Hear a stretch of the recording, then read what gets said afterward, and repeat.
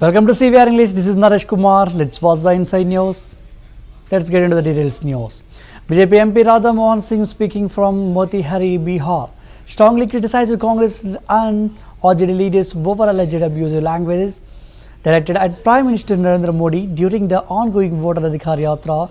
Singh said, "The fact that the son of a poor mother has become the Prime Minister is something these princes cannot digest."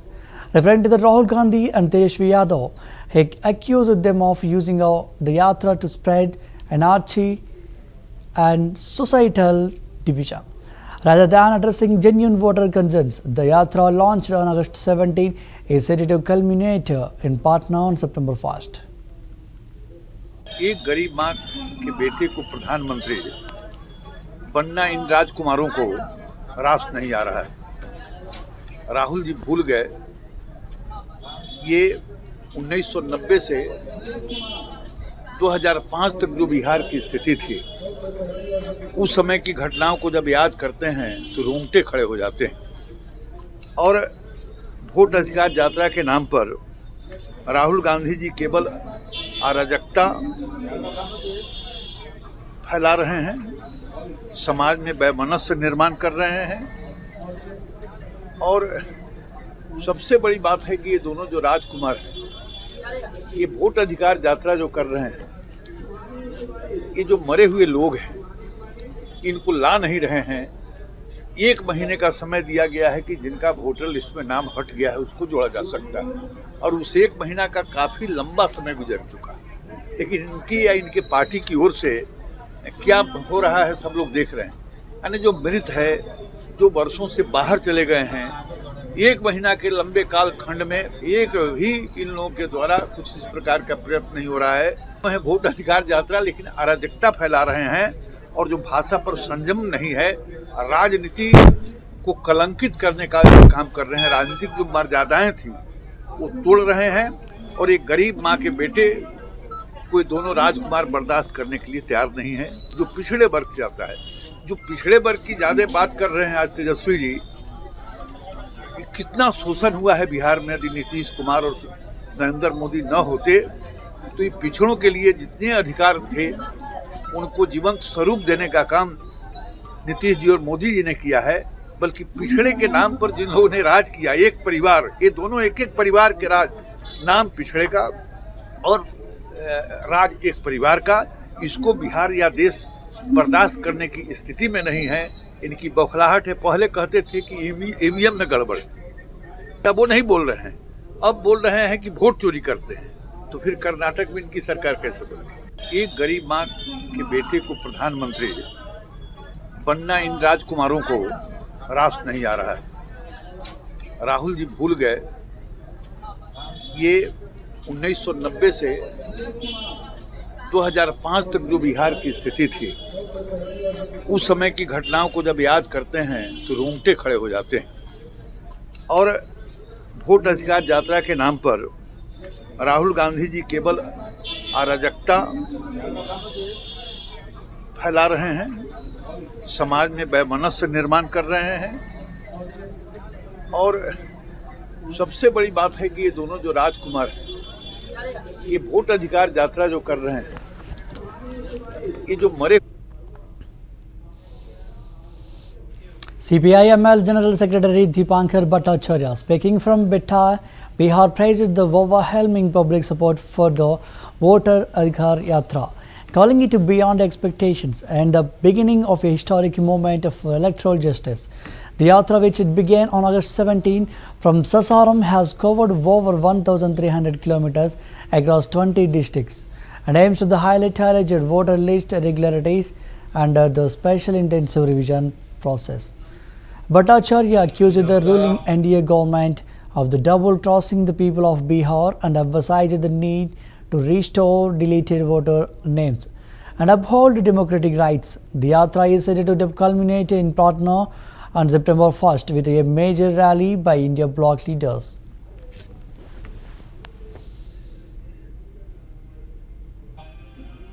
पिछले 12 दिन से देखा कि जबरदस्त जनता का समर्थन, उम्मीद से ज़्यादा। सासाराम से जब शुरू किए थे तो दक्षिण बिहार में लोग कह रहे थे कि वहाँ तो पिछले 2020 के चुनाव में भी अच्छा प्रदर्शन रहा इंडिया का, 24 में भी रहा।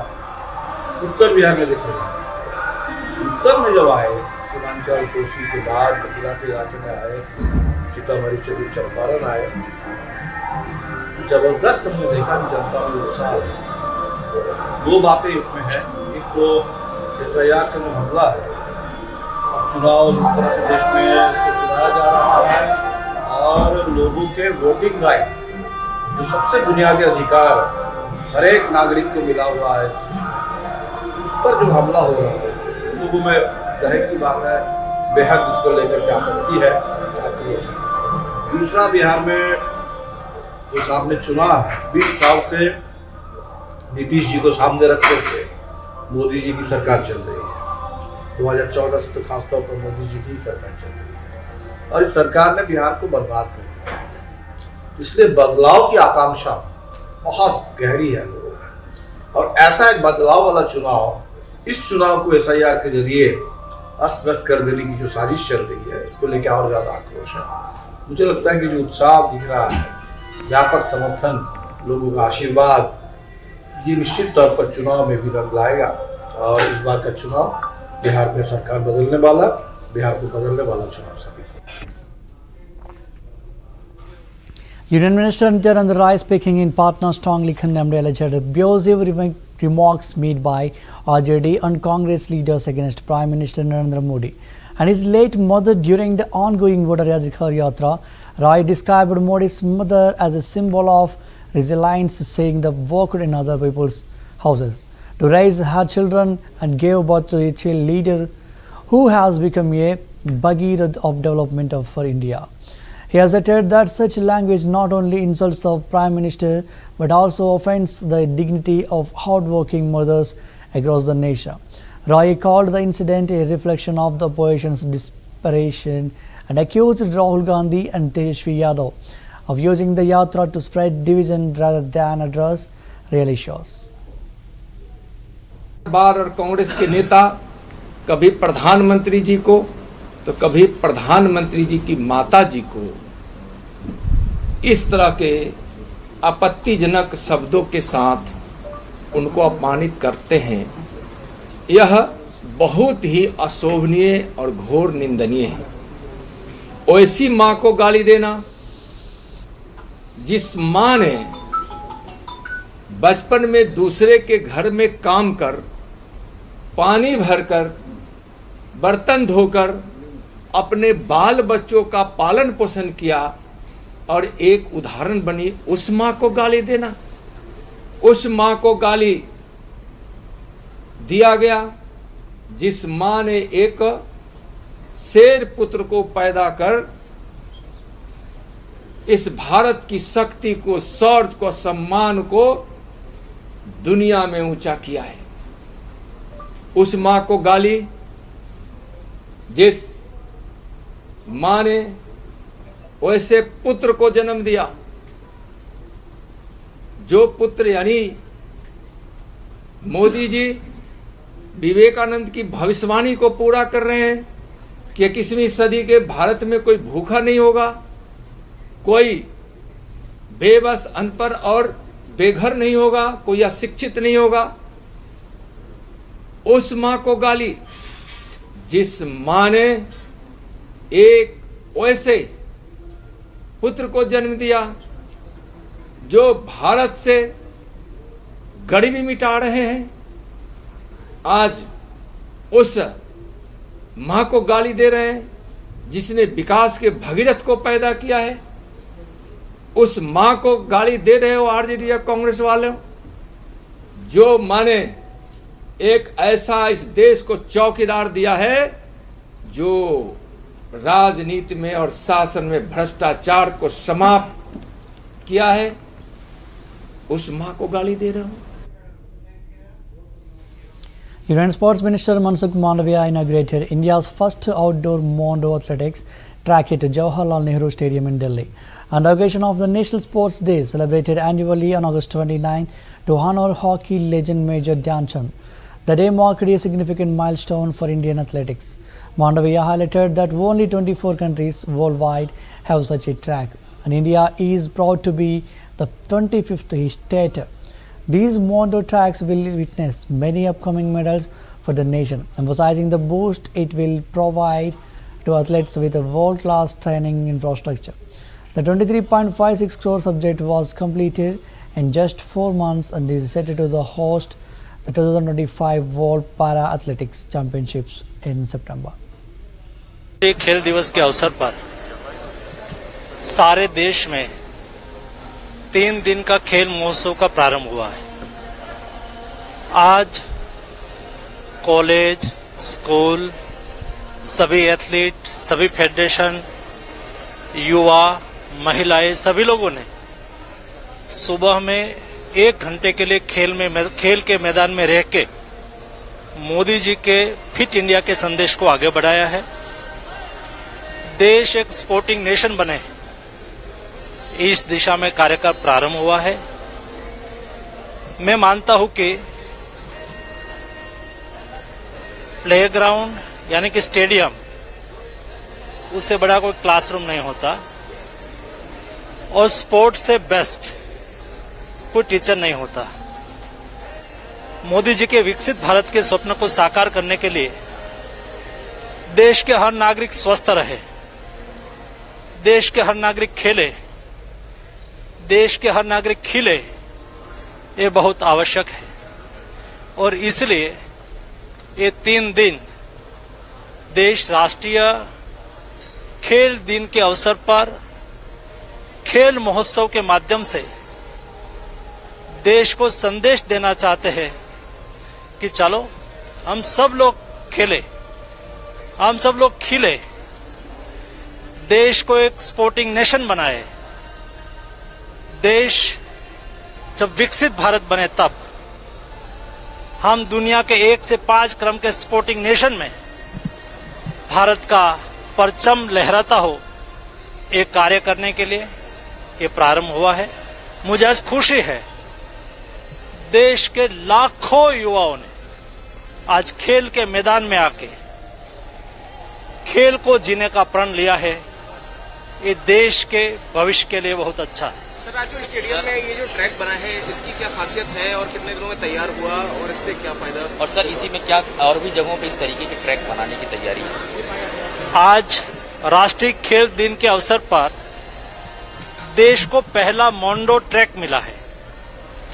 ये मोंडो ट्रैक देश दुनिया के 24 कंट्री के पास है, 25वां कंट्री हम बने हैं, जो हमारे एथलीट, पैरा एथलीट सभी को खेलने के लिए एक बेस्ट एनवायरनमेंट देता है, बेस्ट व्यवस्था उपलब्ध कराता है। ये मोंडो ट्रैक आने वाले दिनों में देश के कई मेडल के साक्षी बनेंगे। खेल दिवस के अवसर पर सारे देश में 3 दिन का खेल महोत्सव का प्रारंभ हुआ है। आज college, school. Sikkim Chief Minister Prem Singh Thamong, speaking from Puri, Odisha, praised the successful execution of Operation Sindoor, calling it a strong and fitting response to the enemy. He extended heartfelt congratulations to the Prime Minister Narendra Modi and the Government of India, emphasizing that the operation was necessary and effectively carried out. Thamong's remarks echo sentiments shared by leaders across the country following the retaliatory strikes against terrorist infrastructure and Pakistan occupied Jammu and Kashmir, launched in response to the deadly Pahalgam terror attack. He also saluted the bravery of Indian soldiers, stating that their courage upholds national sovereignty and the dignity of every Indian mother. एक operation सिंदूर जो शुरू हुआ, उसके लिए मैं माननीय प्रधानमंत्री जी और भारत सरकार को मैं बहुत बहुत बधाई देना चाहता हूँ। जो ऑपरेशन सिंदूर हुआ, ये एक दुश्मन के लिए एक जो जोरदार जवाब था, एक इसलिए करना ही था तो किया है, इसमें सक्सेस हुआ। मैं उसके क्योंकि वो अपना राज्य का अपना लॉ एंड ऑर्डर का मामला है, उसमें मैं कुछ नहीं बोलना चाहता हूँ। तो विशेष रूप से मैं तो इतना ही बोलना चाहता हूँ कि ये तो अमेरिका का दादागिरी है भारत के ऊपर। तो माननीय प्रधानमंत्री जी ने अभी बोल चुका है कि हम दबाव में नहीं आएंगे, अपना काम करेंगे।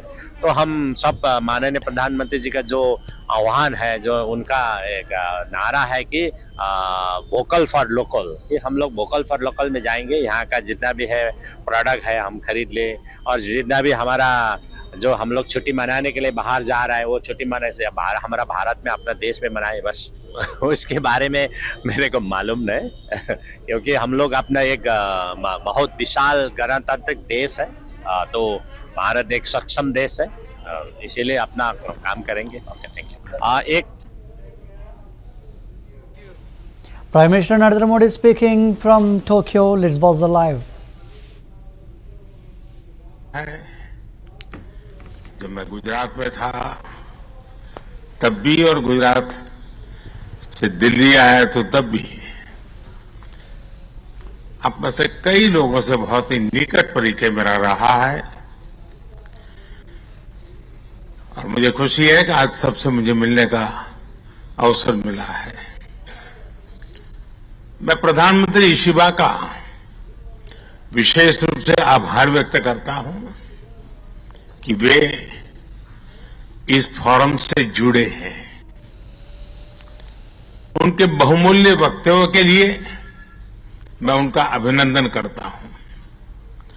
साथियों, भारत की विकास यात्रा में जापान हमेशा एक अहम पार्टनर रहा है। मेट्रो से लेकर मैन्युफैक्चरिंग तक, सेमीकंडक्टर से लेकर स्टार्टअप्स तक, हर क्षेत्र में हमारी साझेदारी आपसी विश्वास का प्रतीक बनी है। जापानी कंपनियों ने भारत में $40 बिलियन से ज्यादा का निवेश किया है। मात्र पिछले 2 वर्षों में $13 बिलियन का प्राइवेट इन्वेस्टमेंट हुआ है। जेबीआईसी कहता है कि भारत सबसे प्रॉमिसिंग डेस्टिनेशन है। जेट्रो बताता है कि 80% कंपनियां भारत में एक्सपांड करना चाहती है और 75% ऑलरेडी मुनाफे में है। यानी we'd like to have pro bono, we want to do service. What is that service? They said, a set of chartered accountants in Punjab, we will go and maintain the accounts, we will write the accounts. There's a software we are designing now, we will go and maintain the accounts of all the Panchayat Raj institutions, local bodies. And another set of chartered, they will go and do the audit. We will not take any fees for that for 2 years. We want to see that everything is streamlined. And Punjab should be the first state to say that. Now Gujarat is the forefront. Punjab, they want to make it that the accounting system in the Panchayat institution is well established. So we are just studying on that particular project. After that is successful, after it comes on stage, what is our next goal? Odisha is hosting a landmark 2-day national conference on August 29 to 30 at Lok Seva Bhavan, Bhubaneswar, marking the first such parliamentary gathering in the state since 1994. The event brings together the chairpersons of SC or state welfare committees from all states and UTs, along with the legislators and the 30 members of the Central Parliamentary Committee, inaugurated by Lok Sabha Speaker Om Birla. The conference will focus on constitutional safeguards, development strategies, and inclusive empowerment of SCs and STs. Odisha Assembly Speaker Surama Padi will deliver the welcome address with over 240 delegates expected to attend. 29-30 अगस्त को लोक सेवा भवन उड़ीसा में जातीय स्तर की अनुसूचित जनजाति और जाति कमेटी का अध्यक्ष, उनके सदस्यों का, जिसमें संसदीय कमेटी भी है और साथ साथ हर प्रदेश में कार्यरत विधानसभा स्तरीय अनुसूचित जाति जनजाति कमेटी के अध्यक्ष और सदस्यों का उड़ीसा में आवागमन होगा। करीब करीब 250 से अधिक डेलीगेट्स का हम यहाँ उपस्थिति अपेक्षा रखते हैं और इन सब लोगों ये सम्मेलन का मुख्य उद्देश्य है हर प्रांत में रही संसदीय विधानसभा स्तरीय अनुसूचित जाति और जनजाति कमेटी जो कि अपने प्रदेश की अनुसूचित जाति जनजाति की स्थिति अवस्थिति पर आलोचना रखते हैं और समय समय पर अपने प्रदेशों के सरकार को सूचित करते हैं और साथ ही साथ केंद्रीय कमेटी की भी अनुध्यान रहती है और केंद्र में उसके बारे में चर्चा होती है। ये सब इसकी कार्यकारिता और इसके कार्यक्रम के आधार पर क्या प्रभाव जनजाति के ऊपर हुई है इसके बारे में व्यापक चर्चा करना, साथ ही साथ उनका विकास और कल्याणमूलक कार्यक्रम के बारे में भी एक प्रांत का कार्यक्रम दूसरे प्रांतों को प्रभावित करे ऐसे भाव का आदान प्रदान के लिए ये कार्यक्रम 29-30 अगस्त को लोकसेवा भवन उड़ीसा में जातीय स्तर की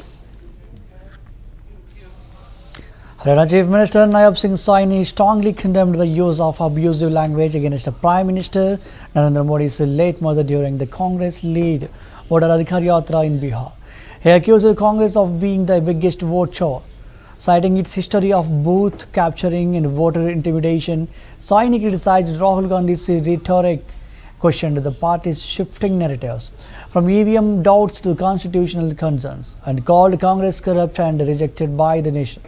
He urged an apology, invoking Bihar's sacred legacy tied to figures like Mahatma Buddha, Chanakya, Guru Gobind Singh and Mata Sita.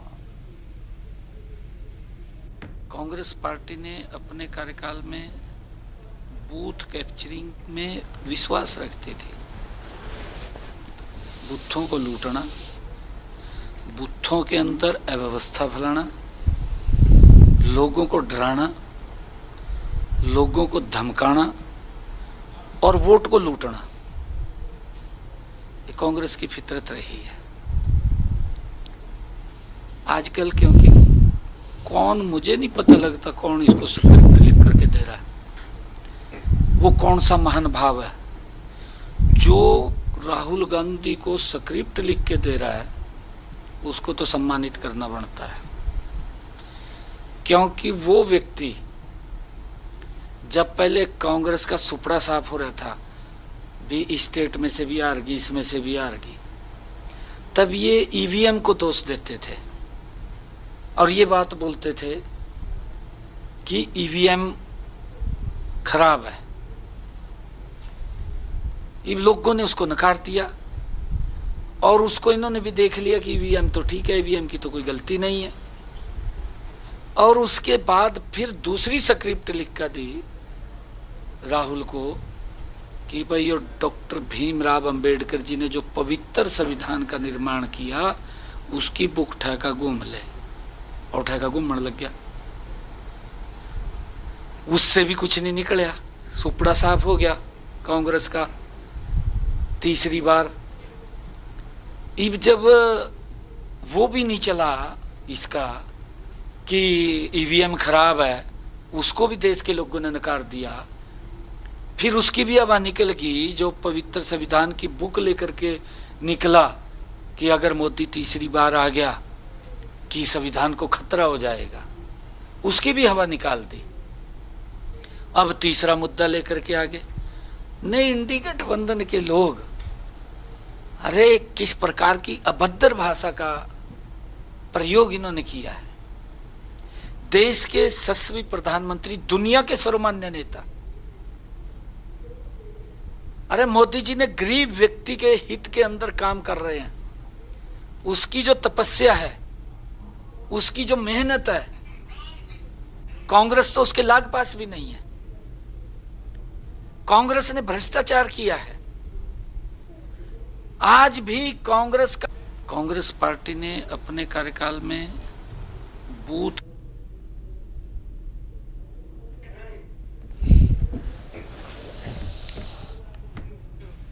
Union Minister Rajiv Ranjan Singh condemned the use of abusive language against Prime Minister Narendra Modi's late mother during the ongoing voter Adhikar Yatra in Bihar.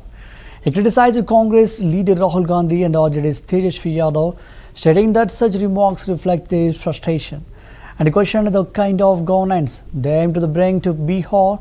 Singh also accused the opposition of undermining democratic institutions and aligning with corrupt figures, asserting that the country has rejected their politics. Rahul Gandhi ji और तेजस्वी जी की जो यात्रा है, उस यात्रा में जिस तरह की भाषा और भद्दी गालियों का इस्तेमाल किया जा रहा है, वो दर्शाता है कि उनका कुंठा जो है बढ़ गया है, वो कुंठित हो गए हैं। कौन सा राज बिहार में लाना चाहते हैं ऐसे रफियंस लोगों के साथ? यही राज था 90 से 2005 तक, जब उनके पिता तेजस्वी जी के पिताजी और माताजी का राज था। वही राज लाना चाहते हैं। इस तरह की भाषा अपमानजनक और भद्दी गाली गलौज का इस्तेमाल करने का क्या मतलब है? राहुल गांधी जी और तेजस्वी जी की जो यात्रा है, उस यात्रा में जिस तरह की भाषा और भद्दी गालियों का इस्तेमाल किया जा रहा है, वो दर्शाता है कि उनका कुंठा जो है बढ़ गया है, वो कुंठित हो गए हैं। कौन सा राज बिहार में लाना चाहते हैं ऐसे? Speaking at the concluding session of a 3-day lecture series commemorating the Rashtriya Swayamsevak Sangh, Secretary RSS Chief Mohan Bhagwat reflected on the capabilities and limitations of artificial intelligence. He acknowledged that AI can learn languages and even compose poetry, but posed a thought-provoking question: can it understand emotions? Bhagwat emphasized the need for ethical and compassionate deployment of AI, noting that even the Sangh is exploring its adoption after careful study of its pros and cons. His remarks signal a cautious yet curious approach to integrating technology with human values. अब सब काम संघ ने ही करने चाहिए ऐसा नहीं है। आप भी कर सकते हैं, करना चाहिए, तो वो होता है। संघ भी जानकारी देगा अपने संशोधकों को, क्योंकि वो आर्टिफिशियल इंटेलिजेंस आएगा तो हमको भी उसको कुछ उपयोग में लाना पड़ेगा। तो ये जानकारी हमारे तरफ से भी जाएगी और उसके प्रॉस कॉन्स, उसके एथिक्स, ये सब के साथ आर्टिफिशियल इंटेलिजेंस का उपयोग हमको बताना पड़ेगा। तो वो हम करेंगे, अभी आ रहा है, हम धीरे धीरे जा रहे हैं उस तरफ। और हमारा सारा कार्यक्रम युवाओं को राष्ट्र और धर्म से जोड़ने के लिए ही करता है। वो दिखता नहीं है ऐसा है करके, वो मैदान पर खेल रहे हैं, कुछ परेड वगैरह कर रहे हैं, ऐसा दिखता है, लेकिन हमारे लोगों का जुड़ाव राष्ट्र और धर्म से ही होता है। तो ये 100 साल से हम कर रहे हैं।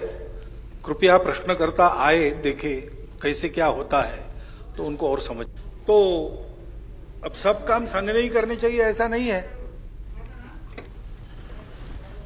आप भी कर सकते हैं। That's the end of the bulletin. Keep watching CVR English News.